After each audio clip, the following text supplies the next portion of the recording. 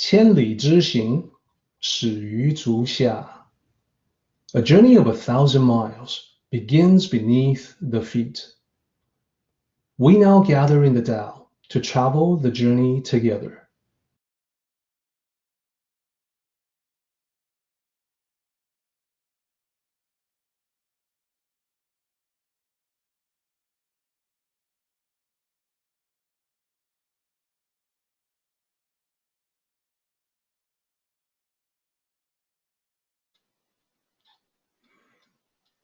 So previously, we went through the chapter line by line and identified the sections.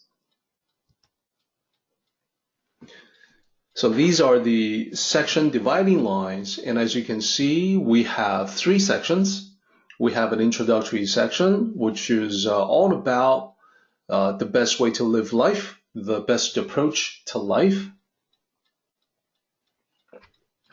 The best approach includes the soft approach, yielding and bending, and also being humble, to be low, to have less and receive more, and so on.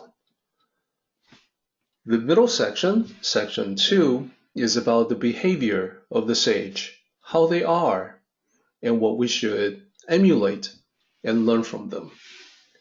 And section 3, the last section, is the conclusion. So what we were at last time is halfway through.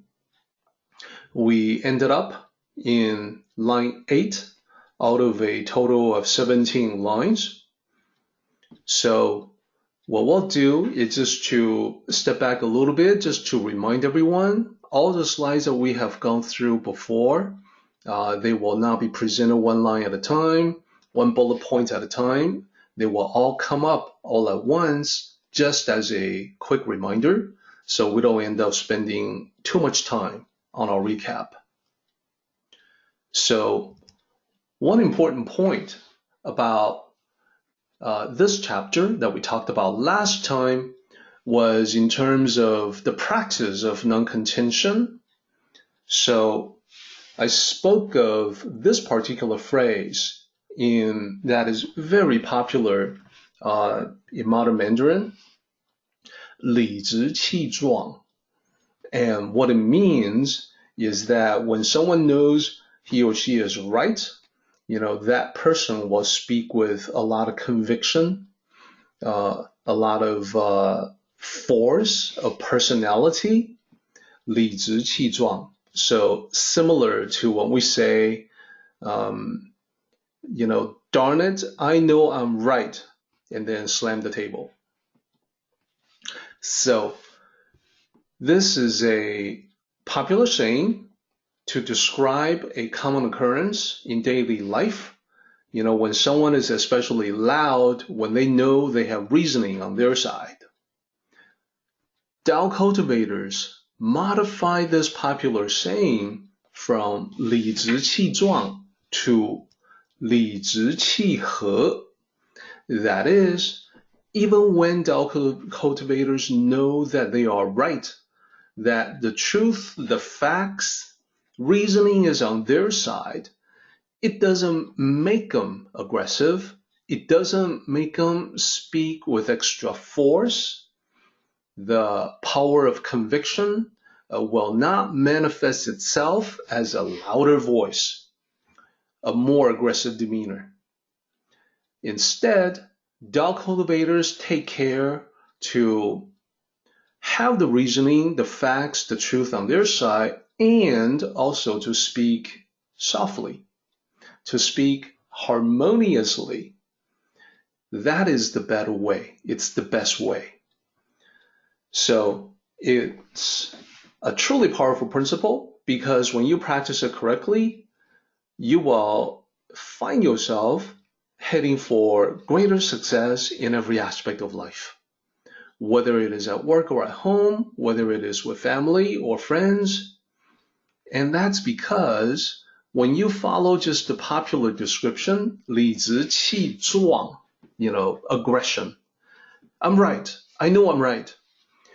You may be right, but you will also damage relationships, alienate friends, turn people away.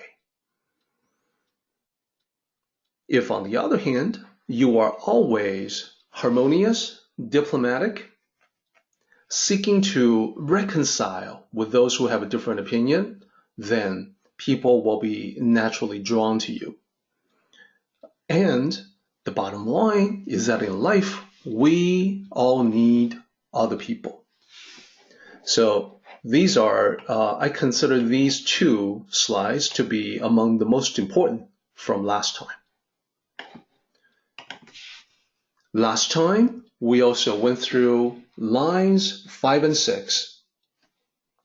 So lines 5 and 6 are a way to summarize the soft approach and the humble approach in life.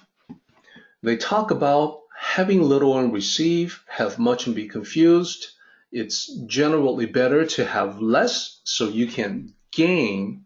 The Tao sees to it because it's a balancing principle of existence. It'll see to it that you get filled up when you don't have enough.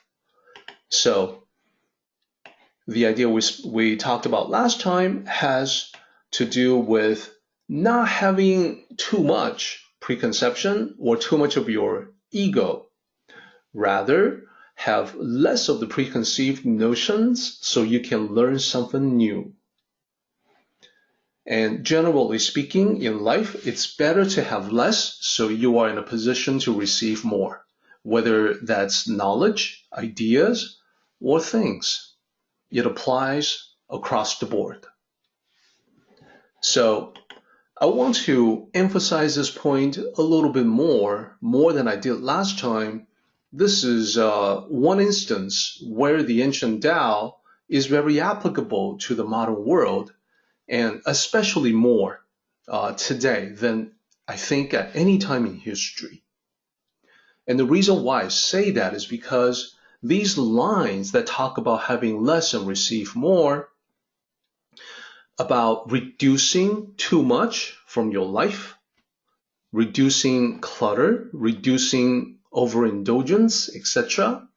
So to reduce too much gets you back into balance with existence.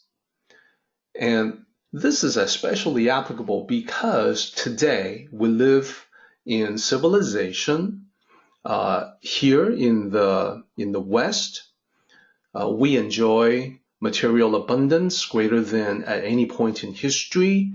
The poorest among us are better off than the typical person from hundreds of years ago. We know that to be true. So, because we live in this particular environment, that is why our biggest problems usually come from having too much rather than too little. Now, we still have, most people still have a primitive idea about having more.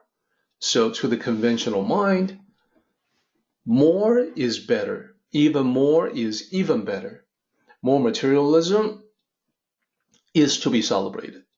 More materialism means more profits, more wealth, which in turn allow us to acquire more luxuries, more toys. So, and that is why I say this particular Tao is very applicable to us, because we do have that conventional concept that seems to be everywhere. Everyone seems to think so at some level. So from the Tao perspective, though, what we notice is that, well, excess eventually leads to disorientation and spiritual emptiness. Having too much, spending all that time in acquisition, at the end of the day, you may come upon this void, this emptiness within, where you have to question yourself. So really, what was it all for? What's the reason? What's the purpose? Why? Why am I doing all this? So that emptiness is nothing to be trivialized. It's a spiritual issue that we have to deal with. And the best way of dealing with that, in my opinion, is to learn about the Tao. Now, that's just the spiritual side of it. In terms of that emptiness within, there's a little bit more to having too much rather than having too little. So, let me draw everyone's attention to health. Our leading cause of death is cardiovascular disease. It's certainly not starvation. Leading cause of death at certain times in history, during times of warfare and strife, might have been starvation once upon a time, perhaps back in the primitive days of humanity. But for us, though, that's not a risk anymore. Having too little is not a risk. Having too much, that's a risk. So think about all the things that people fear, including heart attack, stroke, diabetes, and so on. All these things are associated with overindulgence. All these things are associated with too much. Too high of blood pressure, too much cholesterol in the body, too much weight. So, conclusion, too much is not just confusing, it's also deadly. Literally something that is life-threatening. So that is why it is so important for us to apply the ancient Tao to the modern world. I wanted to emphasize that as part of this recap. Moving on with the recap, last time we ended up in line 8. So line 8 points out that when we talk about the one is just now reducing complexity to fewer things and eventually to the one thing. That's great, but that's one context of the one. There is another context, and that context has to do with unity, as in people coming together, unified as one. So the reduction from complexity to the many, to the few, to the one, that's one example, that's one aspect of unity or oneness that the sages hold as an example to the world. So this is the other one. The other context is unity as in peace, because the sages hold that up as an example for the world, because they see the destructive effects of contention and the great benefits of peace. You may recall the story that I used to illustrate that was the snipe and the clam. That while the snipe and the clam were contending against one another, the fisherman came by and took them both. So that story was recorded last time. It appears as a separate recording on YouTube in the Tao Talks with Derek Lin archives. So if you missed that story, it's pretty short. I would encourage you to give that a listen. So at the end of that story, we now have multiple perspectives on the one. That the one is still just the one. It's still just the one thing. But now we can see it in different ways. So let me go over those 4 facets on the one, just as a way to sum it all up of what we have talked about so far.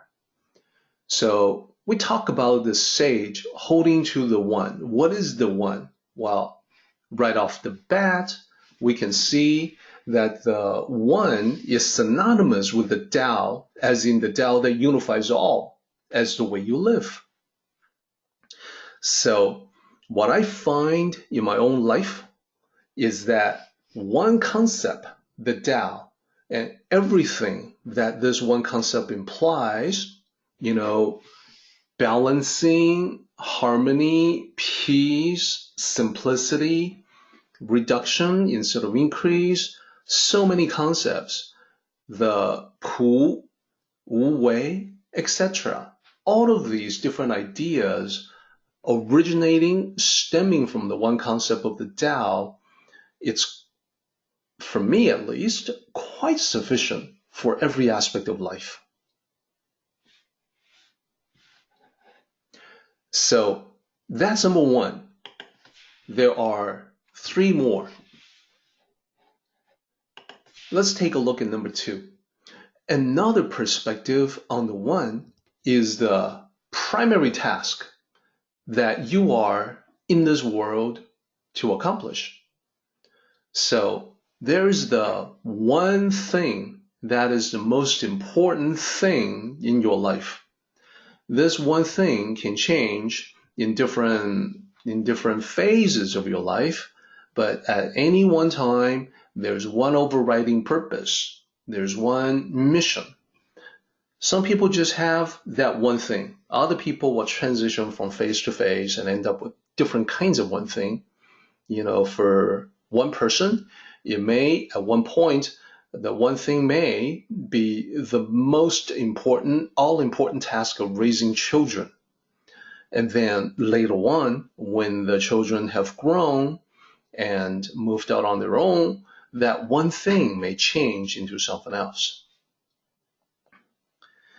Either way, knowing your purpose in life puts a spring in your steps. It puts a smile on your face, and it injects energy into everything that you do. So it's the source of your zest in life, the flavor of living. So that one thing is more important than anything else for many reasons. Let's take a look at number three. The number two, primary task you are in this world to accomplish, that's more of a strategic long-term view. Now, to move toward that long-term vision, that goal, on a particular day, there's the more tactical short-term view, and that's number three. The one most important thing you should focus on in the present moment, so in some way, it'll contribute to your overall goal for life. But at any one moment, any particular moment, there's going to be something that you should focus on. That is the most important thing. It seems simple when I say it like that, but the reality is, for most people, at any one moment, they know what the most important thing is, and yet they are distracting themselves with anything but that thing, anything but the most important. You know, I really should be working on XYZ, but something else looks interesting. I'll just spend a moment over here. I'll, visit that website. It'll just be for a few seconds, and then I will return to XYZ. One thing leads to another. Before you know it, you've gone on multiple tabs in your browser, and you are searching this website and that website, and the original thing that's the most important you should be focusing on is temporarily forgotten. So number three, the tactical one, the one most important thing for any particular moment, if you can focus on that, it has the wonderful effect of reducing complexity, and you get great results with less time and effort. Indeed, to other people, it will seem as if you magnify your capabilities, your efficiency, and your results many, many times, because most people, in fact, do not do this. They allow themselves to be distracted. They don't focus on any one thing at any one moment. So this is another facet of the one. Lastly, what we just talked about was peace, the unity of peace, the one. Being united as one. This peace that prevails in your life means living in harmony with everything and everyone. So there's actually more to say about that. it turns out that in the Tao, there are two different ways that we can talk about non-contention. One way is about the absence of conflict. We'll talk about that. It's all about non-violence. And then the other way is about not chasing after. The other context of non-contention is about not chasing after all the things that people are interested in the material world. And that's the fame and fortune context, the rat race context of contention. You got yours, now I've got to get mine. I've got to get ahead of everyone else. That kind of contention. So we'll talk about that. That's coming up. For now, though, we need to move on with the rest of this particular chapter. So I want to push into the middle section and talk about these 4 lines. Lines 9 to 12.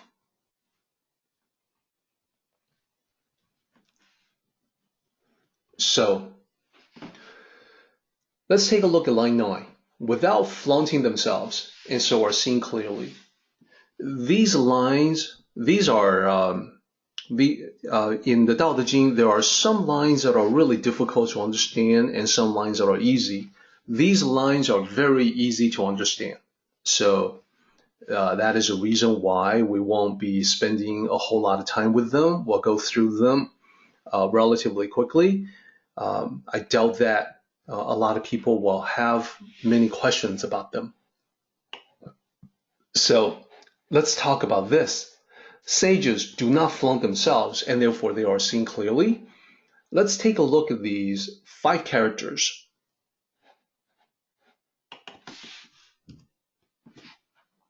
So breaking down the 5 characters one by one, the first character is not, no or not. Second character is self. Third character, usually pronounced as jian in Mandarin, but is actually xian. The different sound denotes a different meaning, and that is to show. Jian means to see, xian means to be seen or to display. So show is just synonymous with that. Then the fourth character, thus, therefore, so. And then the last character, usually mistranslated as bright, actually means clear. So if you string them all together, not show self, thus clear. So what does that mean? The meaning is the sages do not showcase themselves and therefore are seen clearly by other people. So let's just briefly talk about why that is. This is, as I said, easy to understand because we know this. A lot of times we, probably some of us like to show off, but we know this to be true. Intellectually, at least, we know that those who flaunt are presenting a facade. That facade is an image that they have spent a lot of time and effort to craft, to perfect, an image they present to other people. Therefore, they are not being themselves. What they're showing is this false front. They're not being themselves. They're not being authentic. And that's a lot of people out there. And probably all of us have been that way at one point or another. So we may be guilty of it as well. Now, the sages are different, and this is one of the ironies about life, that we know many people pursue the spotlight and want to be seen. So ironically, those who don't need the spotlight, they stand out. So sages make no attempt to impress others, so they don't need that false front. They don't need the facade. They're seen clearly. What you see is what you get. So it's ironic that those who don't need the spotlight, like so many other people, they're the ones that stand out. They're the ones that are magnetic. People are drawn to them. So that's an aspect of charisma, sort of a very natural personal charisma. Let's move on into line 10.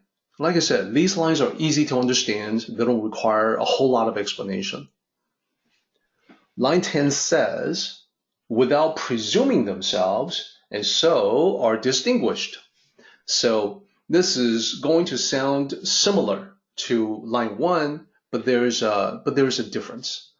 This is not about flaunting. This is about presumptuous, being presumptuous. So, unlike many, sages do not presume they are correct and dominate others with that presumption. Now, usually sages, and indeed many Tao cultivators, have spent a lot of time thinking through different issues. So, when those issues come up for discussion, sages and Tao cultivators know that they have reasoning on their side. They have the facts on their side. But just because they know this, it doesn't make them presumptuous. It doesn't make them interrupt other people, cut them off, and say, no, you're wrong. Listen, let me just tell you. Here's how it really is. So instead, sages and Tao cultivators would give other people the courtesy to let them complete what they're trying to say. So I definitely see the reverse in real life. I see people cutting off other people all the time in mid-sentence, refusing to let them finish. And a lot of times it's because, frankly, some people are just absolutely in love with their own voice. They want to listen to themselves talk. They don't want to listen to anyone else talk. So sages, not presumptuous, and Tao cultivators follow what the sages do, emulate the sages. Now, the sages become distinguished because they're different, and also because, in time, people realize they're right all along and should have been listened to in the first place. So,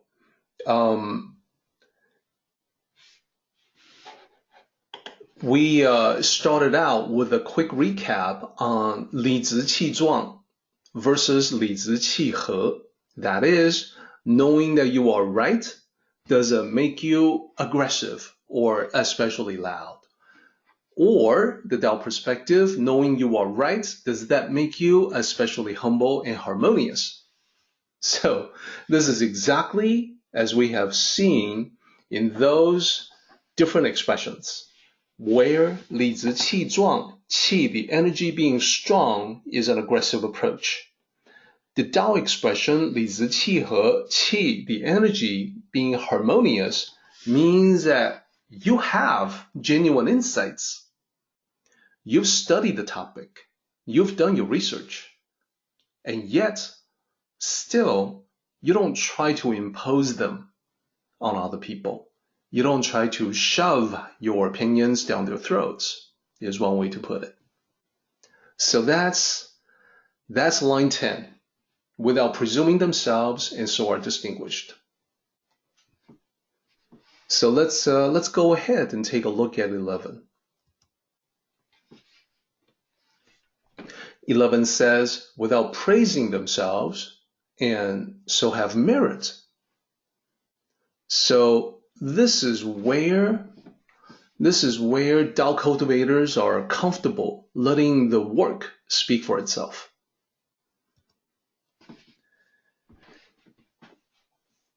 There is no flaunting, and therefore Tao cultivators do not put themselves on a pedestal. They don't need to have the higher profile to be seen by more people. The focus of Tao cultivators is always on doing things right, doing the right things, doing things right, not on showing off. So there's no praising themselves. And when it comes to praise, from a very practical perspective, I think you can see this too. Tao cultivators know that praising themselves will usually have the opposite effect. When you talk about how great you are, you already know what people are going to think. You end up with negative opinions from others rather than thoughts that are favorable to you. Just because you say how great you are, that doesn't mean people will think that you are great. Quite the opposite. Praise is always better when it comes from a different source, someone else. Now, the overall effect is that because people do like to show off, when you are different and you don't praise yourself, but other people praise you because your work speaks for itself, so the overall effect, receiving praise by other people, is that the praise carries much more weight and credibility. So much better when someone else is praising you instead of you praising yourself. So the only tricky thing is, unfortunately, you can't make other people praise you. You have to let it happen naturally. So the only way you can cause that to occur is to be naturally excellent, is to be truly great, and then sit back and relax without any need to prompt other people, hey, isn't it time that you praise me? Without any need for doing that, and let the praise occur naturally, that's the best kind of praise. So these four lines all kind of tie together, and the last line in the section of 4 is no exception. It's about boasting. And we know we can easily relate it to not flaunting, not praising themselves. So not boasting is related to that. Without boasting about themselves, and so are lasting. So let's talk about that. Sages do not boast. Those who brag are not living in accordance with the Tao and therefore can never last. So the lasting here requires just a little more commentary. So the idea is that the Tao is the eternal concept, the eternal principle. So that which is congruent with the Tao, that which is in accordance with the Tao, that which are in alignment or follow the Tao, they take on the characteristics of the Tao being eternal and durable, lasting, so they will persist. The things that are against the Tao, that are contrary to the Tao, that follow the opposite direction of the Tao, they come and go. They do not have the characteristic of the Tao to be lasting, so they show up one time, it's temporary, after a while, they perish, they are gone. So those who brag belong to that category. They are not in accordance with the Tao, and therefore they can't last. We know this to be true just in living everyday life. We have all seen how people who brag, they hog the spotlight. They feel as if they have won the glory they deserve. But you know, or should know, that this victory is short-lived. This is temporary. And the reason is, sooner or later, everyone is going to see their true colors. The truth comes out. So they don't last. So indeed, you may be seeing this in your life right now. As you look around, you may see people, either public figures or people in your life. And you may be wondering, when is karma gonna catch up to them? This is such a vile individual. Why doesn't he get what's coming to him? So, for those of you who may think that about a particular individual, I would say have patience and faith. Karma may take its time, but it is inevitable. It will always catch up with you. So if it's not happening at the moment, that's okay. The principle of the Tao guarantees that it will happen, that it will not last forever. So everything will balance out. Everything will even out in the course of time. Okay, so far, we have seen 4 lines that are easy to understand. And it's time for a challenge that is aimed at everyone. This is going to be a question for everybody. And as before, I will pause for a moment so I can take a look at everyone's answer and then incorporate that into the presentation itself. So, when we look at all these lines, we see a very clear underlying theme of humility. The humble person will not flaunt or presume. The humble person will not praise himself or herself. The humble person will not boast about himself or herself. So this is about being humble. This is about humility. So the challenge to everyone is this. Should we perhaps not consider modifying this teaching a little bit for the modern world? You know, Derek, you were just talking about applying the ancient Tao to the modern world. So to what extent can we live like this totally without arrogance in the modern world? I mean, think about job interviews, right? I mean, if you're humble in a job interview, what if that means you don't get the job? So this is the question for everybody.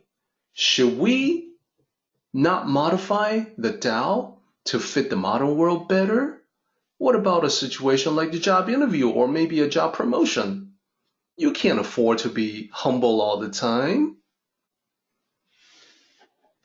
So I'm going to pause for a moment for everyone to ponder this question. You know, this is not one of those talks where the presenter really just wants to hear his own voice. I'm interested in what everyone thinks. I wanted to incorporate what the group, the thoughts and ideas from the group into an overall understanding. So I'm going to pause for a moment for everyone to respond. So give this some thought. Should we or should we not modify the teaching a little bit for the modern world? Should we be humble all the time? What about the job interview? So I'll leave that to you to respond.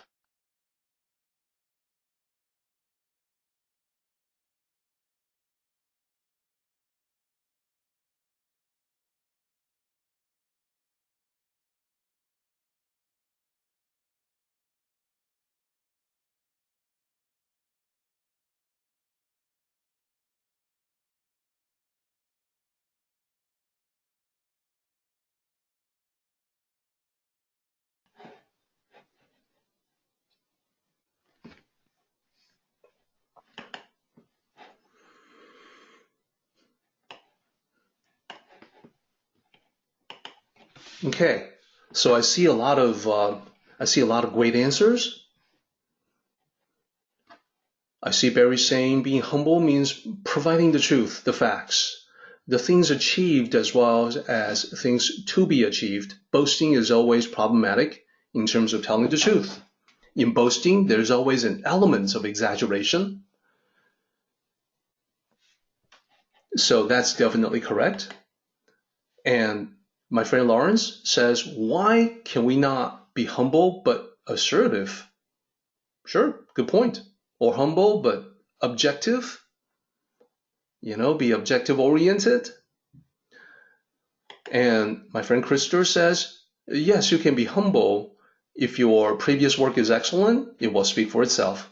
Yeah, that's what we were just talking about.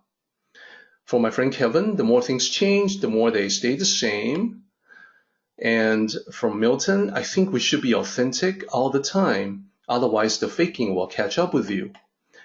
That's a great point, Milton. Plus, being authentic, that comes through quite well. Like people figure it out, people know. For my friend Todd, no change is necessary. If you are boastful, you can go down the wrong path. Your qualifications will speak for itself. Yeah, so you guys are actually thinking along the same tracks that I am. Here's the answer that I would suggest. No, we don't need to modify this teaching for the modern world, not if we truly understand the Tao of humility. So let me explain that, everybody. So most people tend to think of humility as the complementary opposite to arrogance. So like two sides of the same coin, arrogance and humility. I want to suggest that it's not actually the right way to look at it. The spectrum, if you think about the spectrum of possible states that the human ego can be in, on one extreme end is extreme arrogance. You know, someone who is so incredibly arrogant, they have lost their connection to reality about how they truly are. So what's at the other extreme end of that? It's actually not humility.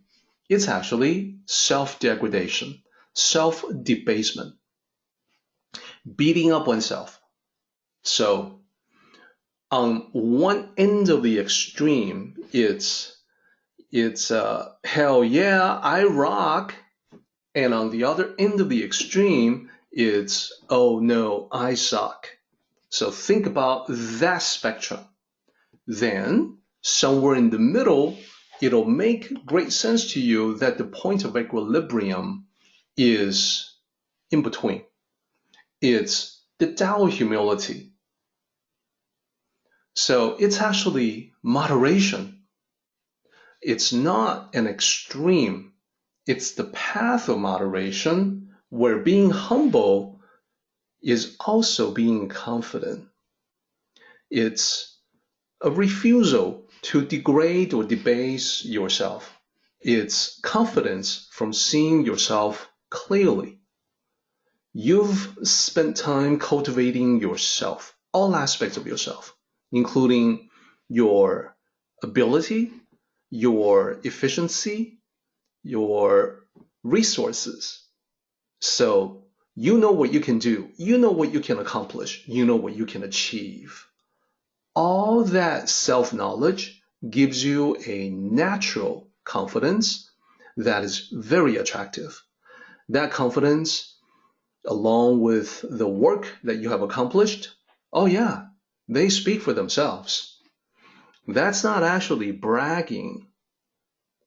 That's actually, so being humble in a job interview, from the Tao perspective, it means you can be quite confident. So as you guys have pointed out, you can be very matter of fact about what you can do and what you have done. There's no exaggeration necessary. And that natural confidence, when you do it right, yeah, that'll get you the job.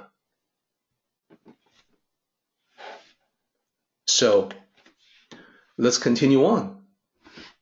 The Tao of humility is one important concept from chapter 22. There's a couple other ones.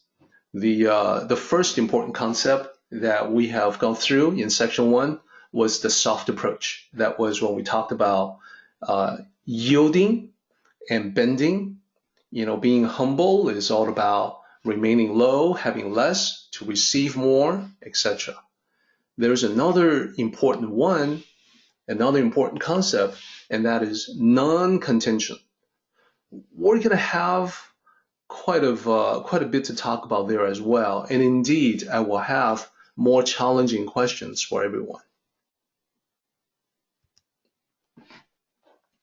So we'll get into that momentarily. And as we approach our break in about 10 minutes, I will have also a little bit of time later on to review all the questions, all the input from the group that I missed. All right, so let's focus on non-contention. We're now in line 13. We've made our way past the 4 lines that talk about the Tao of humility. We are now in line 13, where I have highlighted 2 characters, 不争. So this is the pinyin, as you can see. So translation, because they do not contend, 不争 is indeed literally not contend. So the meaning behind that is that here we're talking about the principle of non-contention. What is non-contention? Well, I think, it's quite natural to automatically assume that it may have something to do with pacifism, or perhaps it is exactly the same. That's actually not the case. So non-contention may seem similar to pacifism, but has significant differences. I say significant, I wouldn't say like a big difference. So both non-contention and pacifism are pathways to peace. So they are probably more alike than different. And yet the differences may still be significant.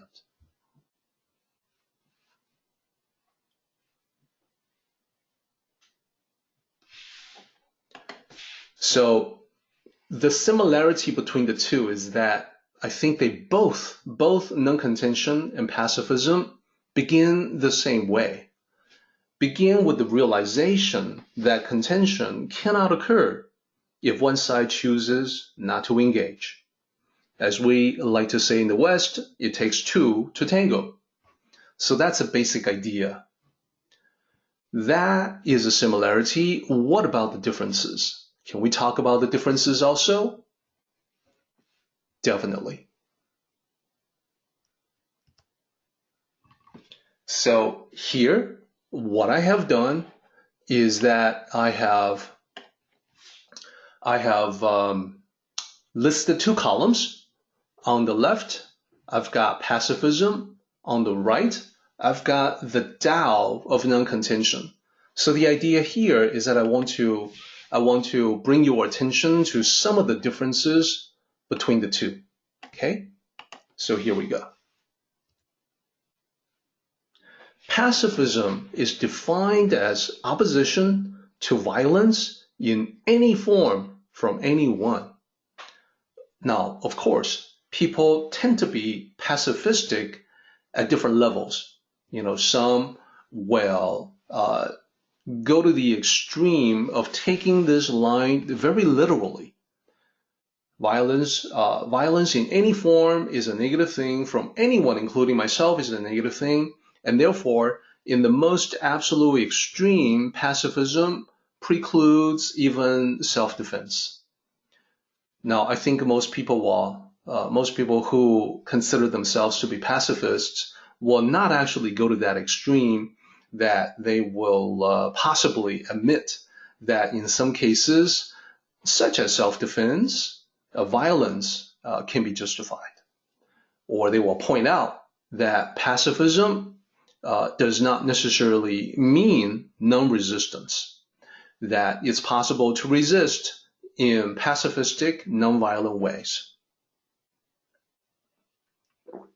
So the difference between that and the Tao of non-contention is that in the Tao of non-contention, there is the minimal use of force and skillful deflection. So there's actions that one can take. It would be, it could be force that one uses. It's just that at any one point, it's the minimal necessary to achieve a particular purpose. And I actually have an example to illustrate that. I realize that just by saying this, it's going to be really vague. It's going to be unclear as to what it really means. So I will illustrate this with a story later on. So, but let's continue on with the differences between the 2. Pacifism is also about the teaching from the New Testament of turning the other cheek. That is, do not strike back when struck. If someone has struck you on one cheek, turn the other cheek to be struck again. So that is, of course, also rather extreme as a form of pacifism. There's probably any number of pacifists who will, in fact, not turn the other cheek. They may be closer to the Tao of non-contention. That is, do not be struck in the first place. When someone is trying to punch you, don't be there when the punch lands. Have situational awareness so that you are wise enough to step out of the way. There's no reason for you to be on the receiving end of violence just because you are nonviolent yourself. It will be okay to take action, to avoid, to deflect, to channel, to defend. So what I'm pointing out, though, is that pacifism, those words from the Bible, they cannot be interpreted in very liberal ways. They do actually mean that when you're struck on one cheek, turn the other cheek. Do not strike back when struck. So that's pacifism. And in order to accomplish the ends, the goals, the objectives of pacifism, the means that are usually used is peaceful, nonviolent protest. So the example that I'm sure that immediately comes to mind will be Gandhi. And in fact, I use Gandhi as the representative of pacifism in this very slide. Here, I just want to highlight that in pacifism, you would utilize nonviolent peaceful protest to let it be known your grievance, your objectives, what you want to see accomplished, etc. In the case of Gandhi, it succeeded. It definitely, historically, was a triumph of pacifism. There's no question about that. At the same time, we're pointing out the differences. So I'm just going to say that, well, in the Tao of non-contention, there are many strategies that one can use to diffuse an explosive situation, sometimes a potentially explosive situation. So, as I mentioned, I use Gandhi to represent pacifism. What about the Tao of non-contention? How would I represent that? Well, I use this gentleman practicing his Tai Chi form. Tai Chi is actually an excellent representation of the Tao of non-contention. It's about deflection. It's about moving in circular fashion. It's about channeling. It's about defending oneself. It's about being situationally aware so you avoid being struck, so you don't have to bother turning the other cheek because the first cheek wasn't struck in the first place. And there are many ways to diffuse an explosive situation. There are many movements in Tai Chi that are geared toward blocking, deflecting, redirecting an incoming force. In life, Tao cultivators practice the Tai Chi of living. That is, when there is a conflict, they can take action to deflect that. So there's a bit of a difference. And these apply to all different levels, from the personal level right up to the level of warring kingdoms. And in fact, that is an example that I will use later on to talk about, to bring the concept of non-contention to life. I see that we are now at 11:26, so we're going to go ahead and take a 5-minute break. And when we come back, we'll continue on with our discussion on non-contention. So let's go ahead and take 5.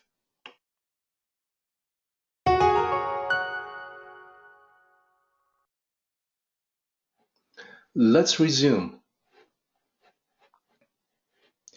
So, about non-contention, can we illustrate that with a story? Well, I want to bring up the teachings from the Tao about the ultimate warrior. So, the ancient teachings was rather specific, still being studied today in American military academies for would-be officers. Sun Tzu, The Art of War, for instance. It is quite specific that the best warriors of all, the best of the best, you may be a good warrior, a great warrior if you win 100 battles out of 100, but the ultimate warrior is the one who prevails without fighting. So how can that be done? Well, there's actually historical examples of that I want to share with everyone. So the example that I have in mind comes from the Warring States period, and this is around the time that Lao Tzu lived. So once upon a time in ancient China, during the time of the Warring States, there was a wise and capable minister who served in the Qi kingdom, Qi Guo. And trouble started one day when the Chu Guo, the Chu kingdom, a neighboring kingdom, refused a command from the king of the Qi kingdom. So, to understand why, you have to know that back in those days, the Chu kingdom was roughly comparable in status to the Qi kingdom. So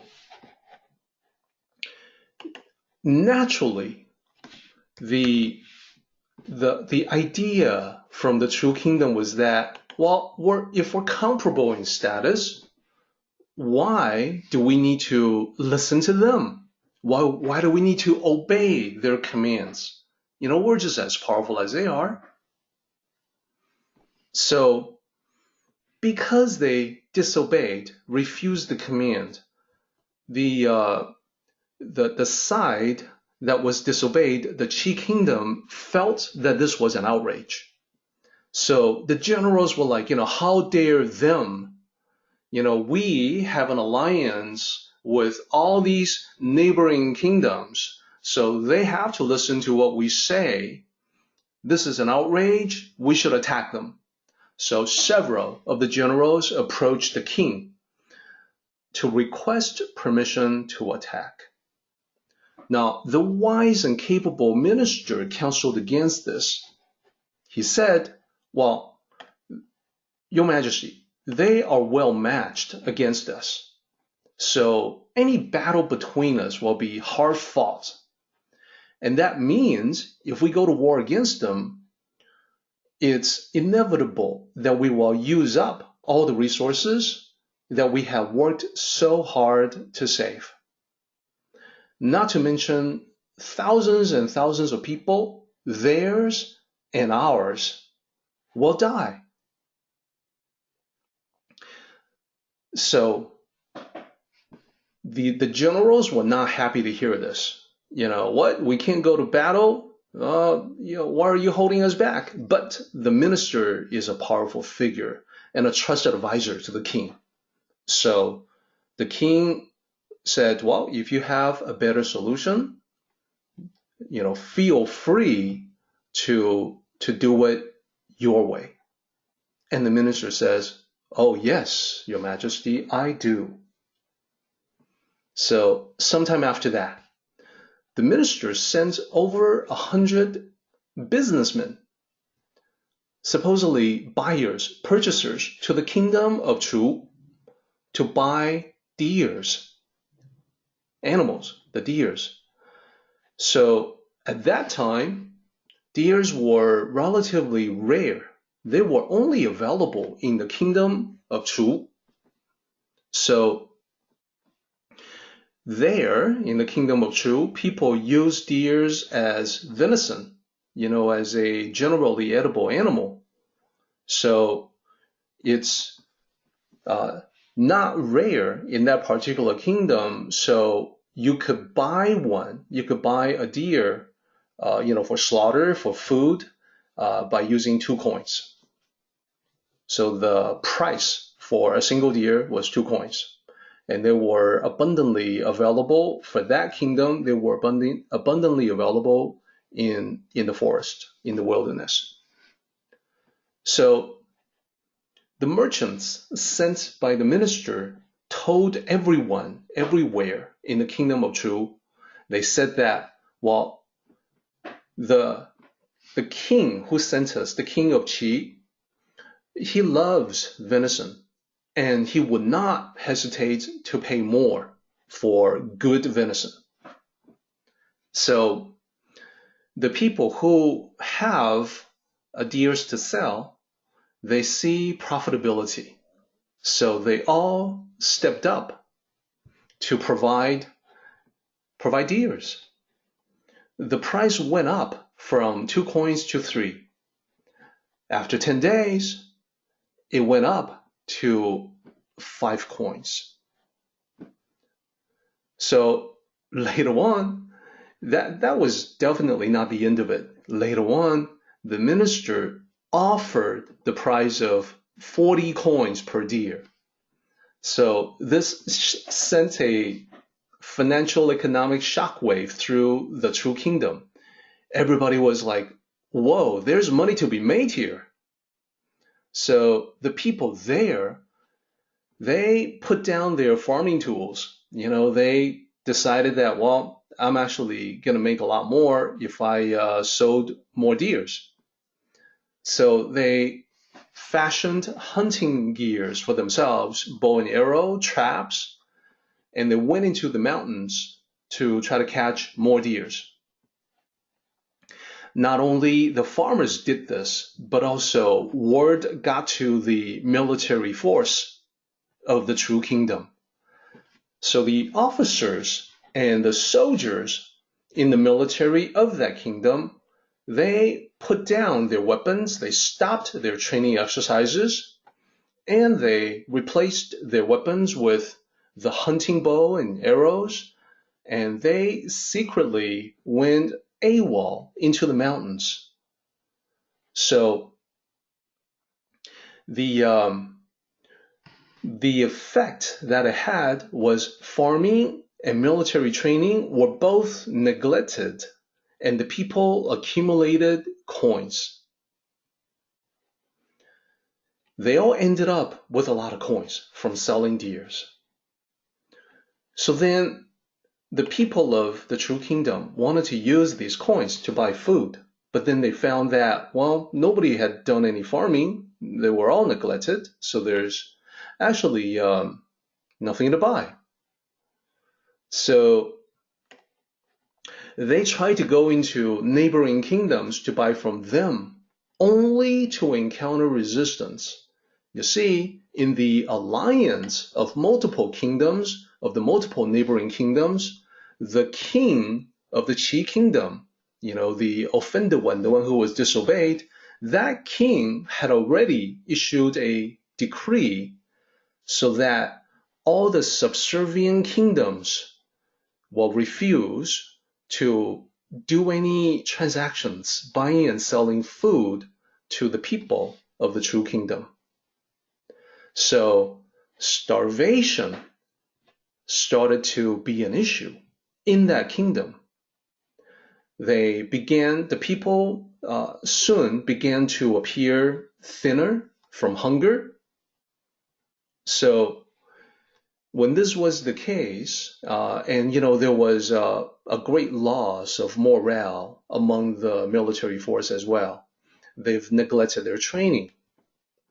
So when the time was right, what the king of the Qi kingdom did was that he rallied all the obedient neighboring states, the neighboring kingdoms. He rallied all of them to gather an army of all the kingdoms, and they headed straight for the Chu kingdom with this alliance, with the force that was joined with everyone else, much larger than the malnourished and hungry military force of the Chu kingdom.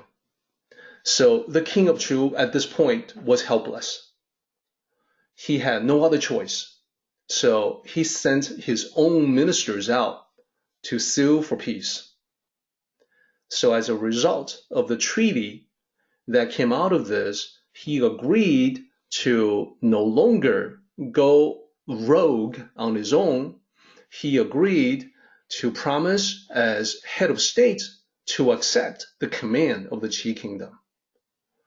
So the crisis was resolved without bloodshed. This was done with non-contention. The skillful and wise minister did not need to use a knife or any other weapon. His military did not need to kill one single person. Just by using his non-contention principle, he was able to subdue a kingdom that started out being roughly as powerful as his own. So this is what Sun Tzu was talking about. The ultimate warrior was not someone who was skilled in combat, but someone who had the ability to win without fighting. So that is an illustration of non-contention. If you take a look at this slide over here, you can see that it fits all these descriptions. It's about the minimal use of force. And it's about many different strategies that you can use to diffuse an explosive situation. It may be helpful to think of pacifism as being the more passive of the two in comparison to the Tao of non-contention. Think of the Tao of non-contention as being actively working for peace. So it's more dynamic, it's more active, it's more action-oriented. So there you go. That's the idea behind non-contention. An example from the Warring Stage period. All right, so now it's important for us to talk about the other side of it too. When I use the example from the Warring States, that was about non-contention as the opposite of warfare, open warfare. So that's the meaning of non-contention on one level. The context of contention in that case has to do with conflict. When people argue or fight one another, or as you heard in the story, the context of one kingdom going into battle against another. There's another level of meaning when it comes to contention. This other contention is how you and I contend in life when we try to get ahead. So on another level, contention means social competition, when people race against one another to get ahead. So think about the way we use, in English, think about the way we used the word fight. You can say, one fighter against another in a fight. Well, that's going to be violence. That's going to be maybe punches thrown back and forth. Maybe it's a gunfight. Maybe it's a knife fight. It's force against force. It's fighting in that sense. But when you use the word fight, you can also use it in the context of working hard or struggling. Like, I'm going to fight for my right to do ABC.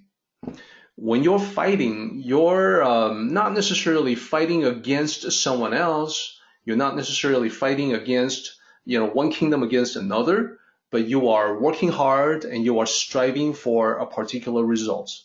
So you may say, I will do everything I can. I will fight for my family to have a good life. Well, you're not actually fighting against anyone. You're basically using that term to say that you're going to do everything you can to provide for your family. So that's the other contention. And in fact, I actually have another very brief story to illustrate this other idea of contention. Let me show you what the picture looks like. And we can talk about this. So this story comes from not the Warring States period, which is more than 2,000 years ago, but comes from a much recent times in the Qing dynasty, which is the last dynasty of China. So one of the most well-known emperors from the Qing dynasty was Emperor Qianlong. So he was known as an enlightened ruler, and he enjoyed occasionally to go incognito all over the empire to take in the sights and sounds. So one day, Qianlong, the emperor, went toward the southern parts of China where he enjoyed many beautiful sceneries, and he found himself at Jinshan, which means Golden Mountain. It's a mountain that's next to this great river. So he got to the top of Jinshan, the Golden Mountain, accompanied by an old monk. And there they were able to enjoy a commanding view of the nearby terrain, including this great river. So the view is absolutely stunning. Emperor Qianlong was on the mountain looking down at the river along with this old monk, and they could both see many boats on the river. So after a while, the emperor took in a breath and said to the old monk, "Look at this incredible view. Look at this great river. The vast expanse, the blue water reflecting the blue sky, the wind against all these sails. So tell me, do you know how many sails come and go on this river?" The old monk took his time. He replied slowly. He said, "Your Majesty, according to this poor monk, there are only 2 sails that go back and forth on the river that you see in front of you." The emperor was mystified by this response. He saw many, many sails. He said, "Only 2 sails? How is that?" The old monk replied, "Well, you see, Your Majesty, there's 1 sail that is propelled by the wind of fame. The other sail is propelled by the wind of profit." So the emperor could not help but clap his hands upon this insight. He said, "What a great insight! The wind of fame and profit." So what are they talking about? They're talking about the other form of contention. And let me explain.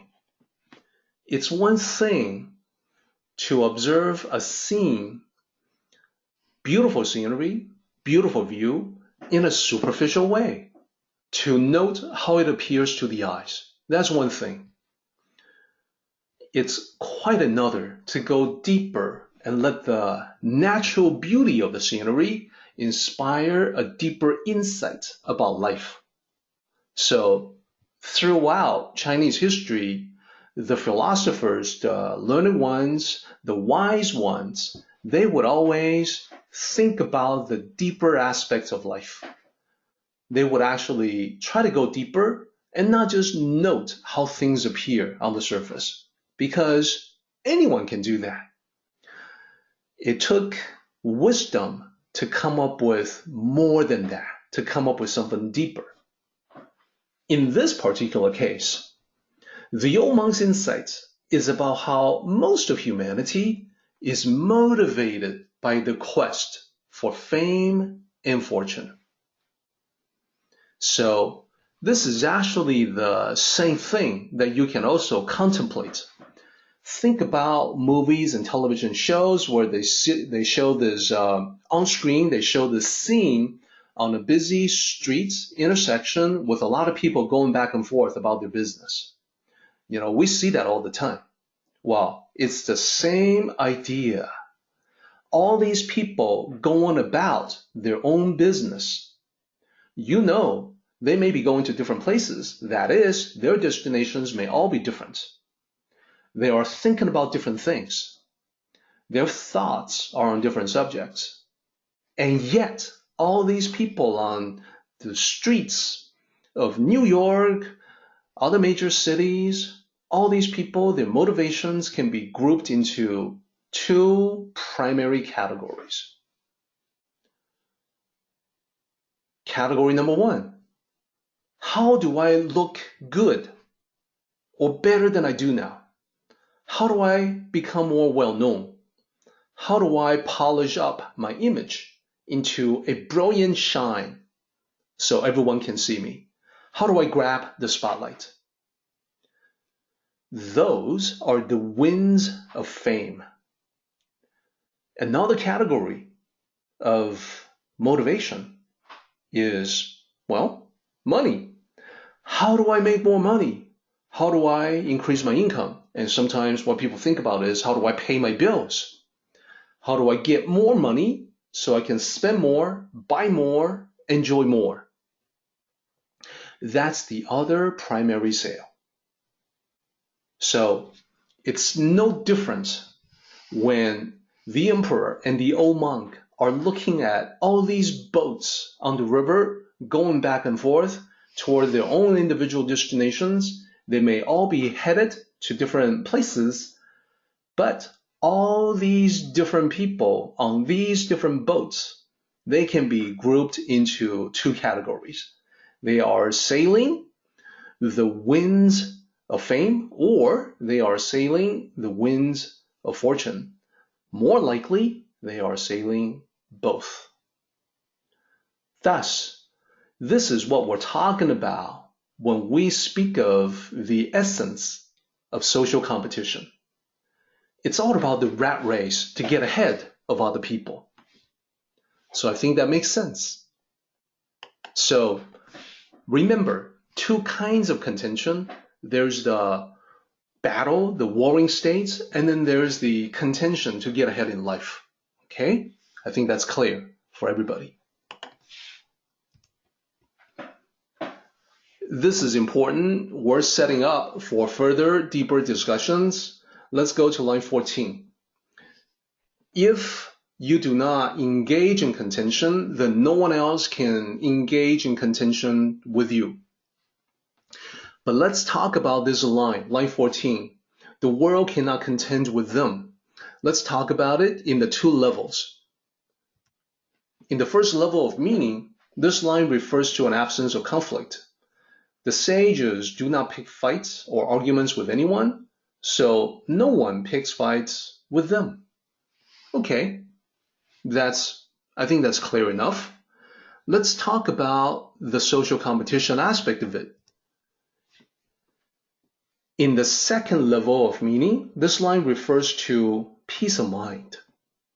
That is, the sages do not engage in the mad rush, the fights to get ahead, so there's nothing to stress them out. The world leaves them alone. So, this line 14, I want to make sure everyone gets this. This line is about nonviolence and serenity. And on this note, I want to make sure we have a discussion about violence.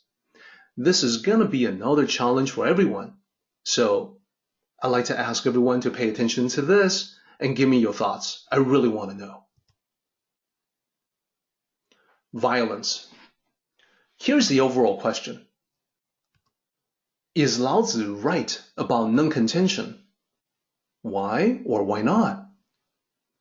To frame this question in the appropriate way, I'm going to present two sides. There has always been two schools of thought on violence.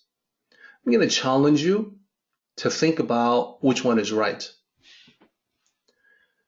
School number one is represented this way.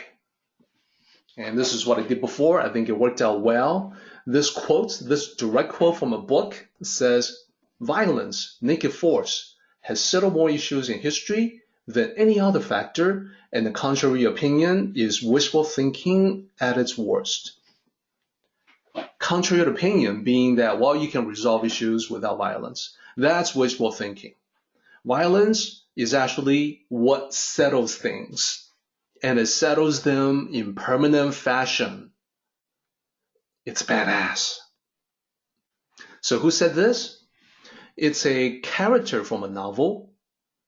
The character's name is Colonel Dubois. The novel is Starship Troopers. The author is Robert A. Heinlein. So this represents, those specifics are not important. The important thing is to focus on the quote. This is one school of thought about violence. This school of thought says violence has its place. Violence is useful. Violence can be useful. Violence can achieve positive ends. It can settle things. And if you disagree, then you are wishy-washy. Let's take a look at the other school, shall we? The other school says, violence is the last refuge of the incompetent.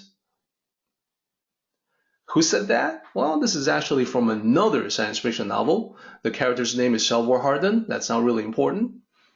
And the novel is Foundation by Isaac Asimov. So, curiously, both novels are from grandmasters of science fiction. And that's just because that's what I read in my teenage years. So now you have the two perspectives on violence. You've got one side that says violence settles things. The other side says, no, violence is the violent person is the incompetent person. And it's the last resort when they can't think of anything else. Because they're so incompetent, they have to use violence. So you can tell that the second one from Isaac Asimov is more in line with what Laozi is saying about non-contention. The challenge is to figure out why. Is he right? Or maybe you actually agree with the colonel. Now, I'm going to play devil's advocate, and I'm going to argue for violence. As we do this, I invite everyone to type in your feedback, your thoughts. Arguments for violence. Well, you see, the Tao includes everything, so violence is part of the Tao too. Who can disagree with that? Number two, well, look at World War II. We stopped the Nazis by using violence. I mean, let's be honest about that. That's what we did. They killed a lot of people, yes, and we had to kill them, yes, but we settled that issue. We settled that issue once and for all. So, who can argue against that? Isn't that an instance where violence has been used for good? All right, so time for the challenge. Is Colonel Dubois right? And Laozi is wrong. Why?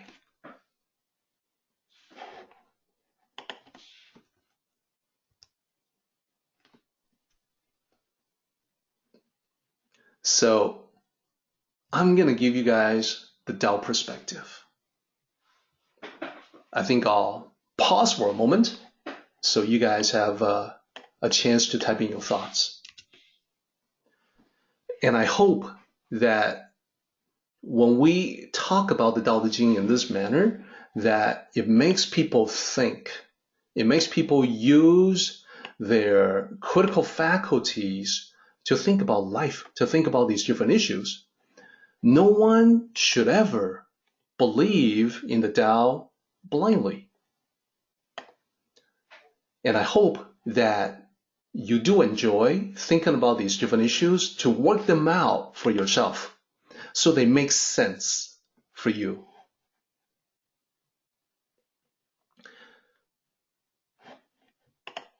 So, let's start with the first point, that the Tao includes everything. So let's talk about that. The great Tao includes everything, not just violence, more than just violence. It also includes everything from cruelty to murder, atrocity, genocide, and so on. It includes whatever powerfully negative things you can think of. It's all part of the great Tao. There's no doubt about that. The great Tao is all-inclusive. At the same time, human beings have the ability to choose from everything included in the Tao. That ability to choose is natural, and that's part of the Tao too. We all have that ability to choose. It's the Tao of humanity. It's part of the great Tao. So, what this means is that violence being part of the Tao doesn't mean it's justified. Doesn't mean it's a positive thing for human beings necessarily. It means that it's something that we can choose or not choose. So that is the response to the first point, that the great Tao includes violence. Let's talk about violence settling things. Here's what I would say, and I can see already that I am in agreement with many of you, such as Kevin. Violence appears to settle matters when your perspective is narrow enough, when the time frame is narrow enough. Example, there's a playground bully who's terrorizing other kids. You decide to make a stand. You punch the bully in the mouth. The bully falls down crying. Other kids cheer. You feel vindicated. You've settled the issue. You've settled the issue with violence. If you restrict your time frame to just that, then it seems as if you have settled it. But that's because the time frame is very short. What if you widen the time frame? How would it look then? And let's direct our question squarely at World War II. And of course, to understand World War II, we have to go back to World War I, because many factors in the aftermath of World War I is what eventually, many of those factors eventually led to World War II. So World War I historically started back in 1914. It went on for 4 years and historically ended in 1918. So it lasted 4 years. Factors from the end of World War I eventually led to World War II, which went from 1939 to 1945. So by far a bigger war than World War I. So one thing to point out right away is that the use of force in World War I did not settle the issue at all, apparently, because we had World War II. Now, in the aftermath of World War II, the nation of Israel was established. So at some point after that, 3 years after the end of World War II, is historically marked as the Arab-Israeli conflict. Began in 1948. And when did it end? Well, it has not ended. It's still going on. So think about that. 1948 is what we're talking about. That's many decades ago. That issue is certainly not settled. Violence is not settling that issue, and it won't be settling that issue anytime soon. So we're talking about violence as a means to settle issues. It didn't do that in World War I. It didn't do that in World War II. It continues to not do that in the Arab-Israeli conflict. Well, there's more. It's not just conflict in the Middle East. Since the end of World War II, we've also had the Cold War, espionage, the arms race, the mutual assured destruction, the MAD doctrine, where both the United States and the former Soviet Union had the ability to destroy the world many times over. We had numerous proxy wars. For instance, Afghanistan, Vietnam, Korea. We've had the atomic aftermath, Hiroshima, nuclear terrorism. So now we also have the rise of the neo-Nazi movement all over the world. So fans of violence, weren't you just talking about violence settling things in permanent fashion? So, as my friend Kevin points out, violence did not stop the Nazis, or we wouldn't be seeing the right-wing neo-Nazis today. We wouldn't be seeing the rise of fascism. So, the bottom line is this. As far as settling issues, violence has proven to be the worst failure imaginable. So, the playground bully who falls to the ground may indeed harbor a grudge, and then at some later time exact retribution. So, did violence settle that matter? It didn't. When the time frame is wide enough, you see that indeed violence is the last refuge of the incompetent. So what about non-contention?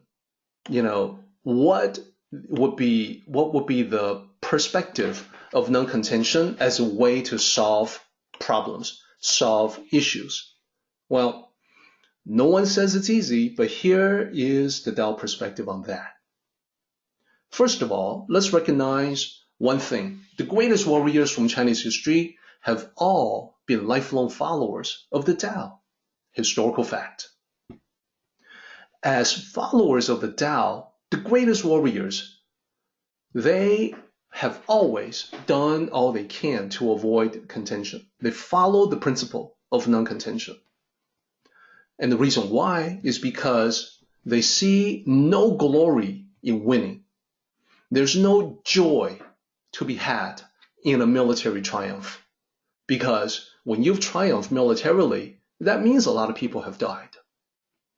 So, in the Tao perspective, the greatest warriors, to them, for a warrior to be called great, the truth of that, the meaning of that, is that this warrior is able to win the battle without fighting, such as you have just heard from that story set in the Warring States. Win the battle without fighting. That's a great warrior. The greatest warrior of all, not only win the battle without fighting, the greatest warrior of all is someone who can turn enemies into friends. That is how you settle issues once and for all. Because friends become your allies. They are not the defeated enemy who are plotting your downfall. So, violence doesn't settle things. The Tao does. Now, this is far from easy, so there are not that many examples from history, but this is the concept, and I think it can be easily understood. So now you understand why I say the Tao is peaceful, but not pacifistic. Let's move on. Like I said, a lot of good discussions today, a lot of good food for thought. So in line 15, I break it down into two halves. Line 15 contains 8 characters. I look at the first 4 characters, and here we go. The teaching about non-contention is ancient, even to Lao Tzu. So it's important to realize that he did not originate the idea.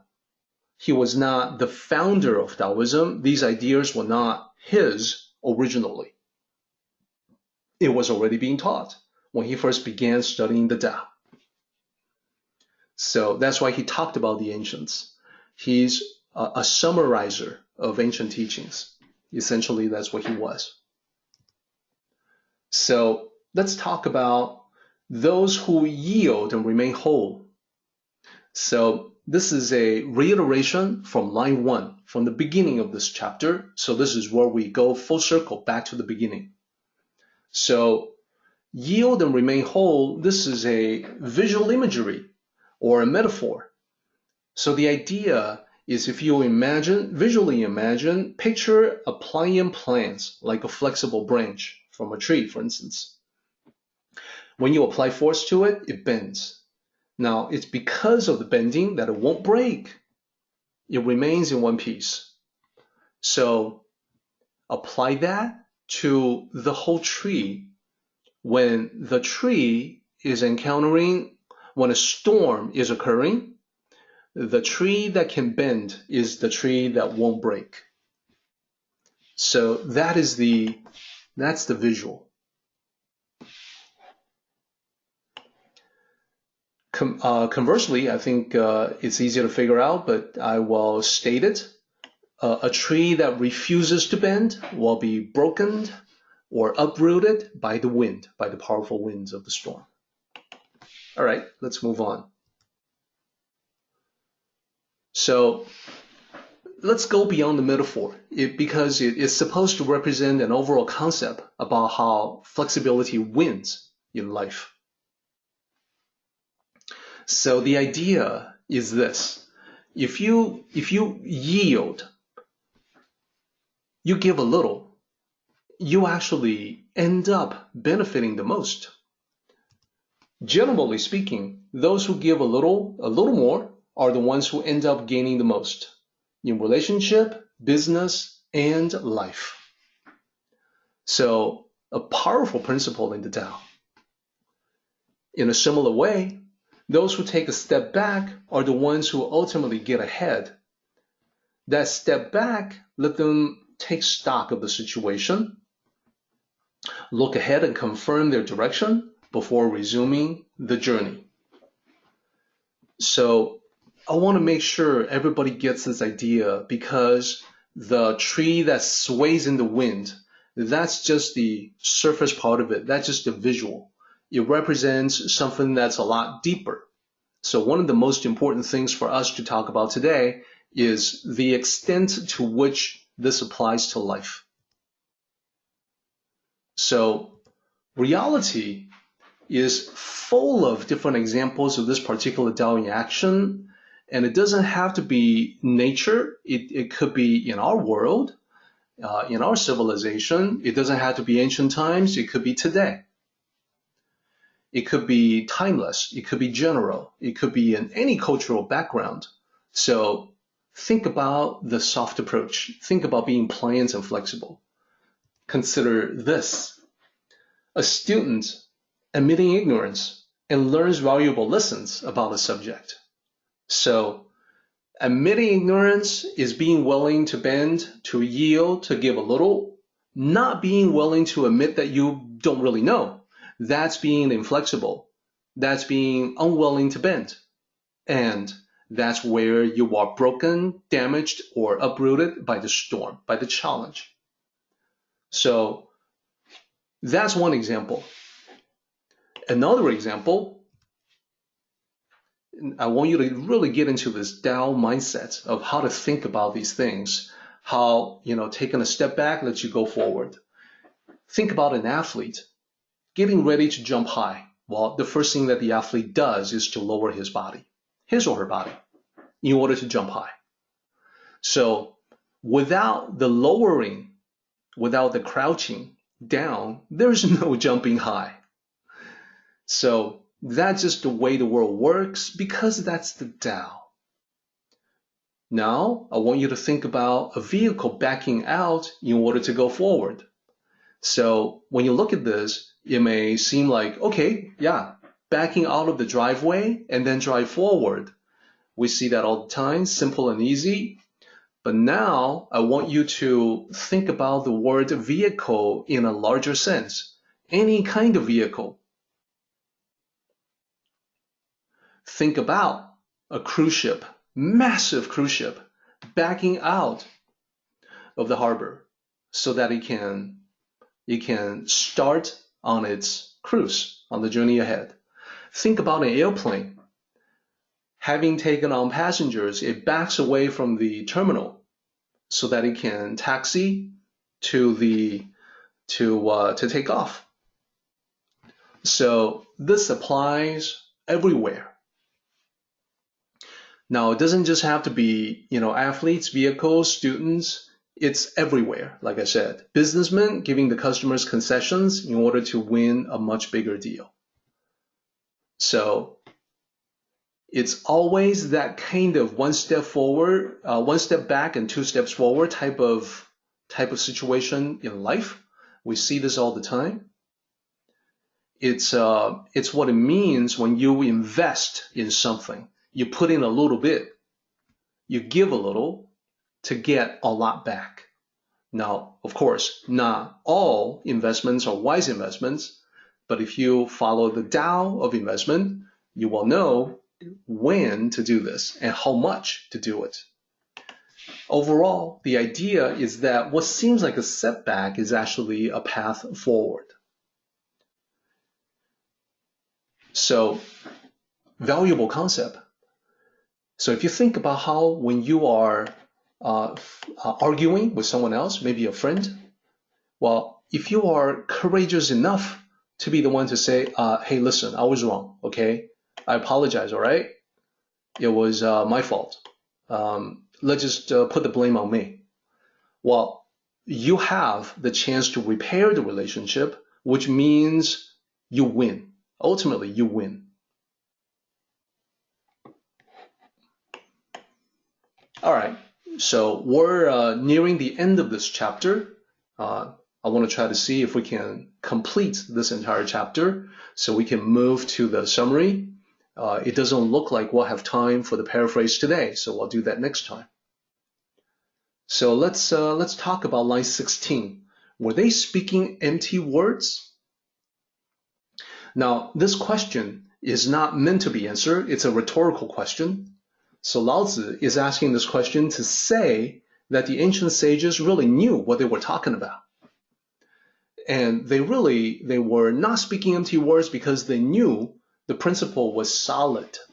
They knew that it was solid because they had seen it many, many times at different levels, large and small.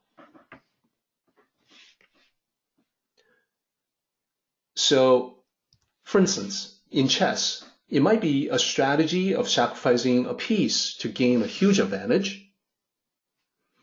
And chess originated, commonly thought to have originated from India, but actually originated from ancient China. So in chess, you might give a piece to win a huge advantage that you can then exploit positionally. In warfare, it's the same. You might lure the enemy into an ambush and then be able to decimate the enemy in that way. But let's talk about more the personal level. In personal relationships, it might be someone who apologized first, as I mentioned, and salvaged a friendship. And if you can salvage a friendship, you win. That is the ultimate victory. Now, we can tackle the last line. So last line, probably out of this entire chapter of easily understood lines, last line is the one that requires more explanation. So this is because Lao Tzu knew that this particular lesson might be difficult for people to put into practice. After all, if you admit you don't know something, even though that opens up the door to absorbing knowledge, you may be seen by other people as ignorant, which will be the truth. And to withdraw from conflict takes great strength, but may be seen as cowardice. Well, it actually takes courage to withdraw from conflict. Not just great strength, but it may not be seen that way. And in the same token, in a similar way, to be seen as ignorant, well, it's actually temporary, because when you learn more, you will quickly fly beyond ignorance into having greater knowledge. And yet another reason that this might be difficult is that to be flexible will let you work through challenges, weather the storm like a tree that bends, but may be seen as weakness. Oftentimes, the soft approach, to be pliant, to be flexible, is mistakenly seen as a weakness. Nevertheless, the higher you climb in the world, the lower you must become, meaning the more humble you must become. So that's why this chapter is all about the Tao of humility. The more accomplished you are, the less you must flaunt your accomplishments. That's why we have the 4 lines in 22 about not flaunting, not praising yourself, not boasting. So if you understand the above, you also understand how important it is to apply this teaching completely to your life with complete sincerity. And that, everybody, that is the path of coming full circle and returning to the Tao, following the footsteps of the ancient sages, attaining authentic power.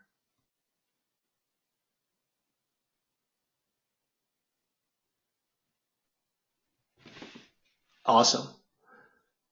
So this is the point at which we need to jump to the summary. We won't have enough time for the paraphrase today. We have gone through every single line of 22 at a great level of detail, as you can see.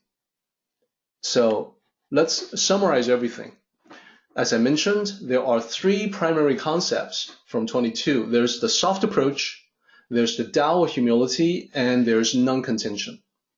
So let's begin with the soft approach. Remember, bend against the wind.